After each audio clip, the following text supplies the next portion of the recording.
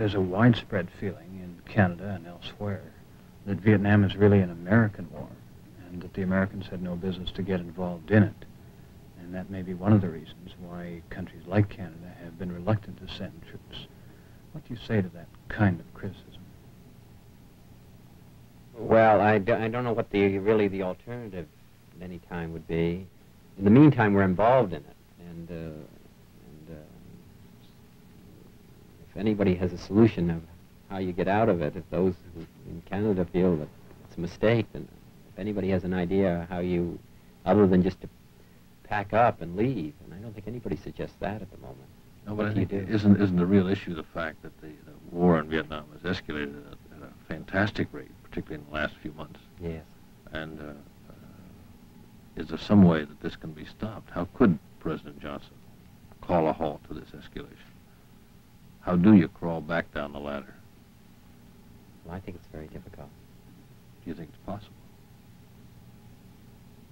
Well, it's going to have to be an indication on the other side also that they're willing to calm the matter down. I don't think it's in the interest of the Chinese at the present time to do other than what they are doing and what is happening. They're not losing any men.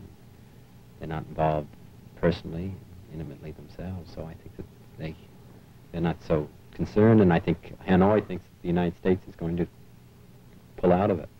People have grave reservations about the war in Vietnam, a number of which you've expressed, and I think that for people in the United States who are the ones that are going to be required to carry the burden of this sacrifice, as well as people all over the world who are concerned about the United States policy, that there should be a full discussion.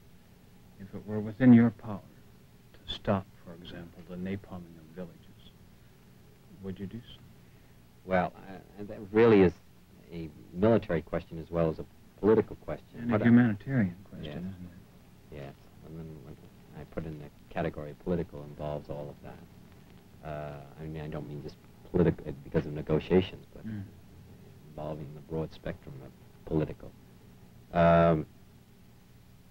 I don't think war, I mean, if you talk about the use of napalm, you talk also about the fact that you have bombs that are killing people, and there are also bullets that are killing people.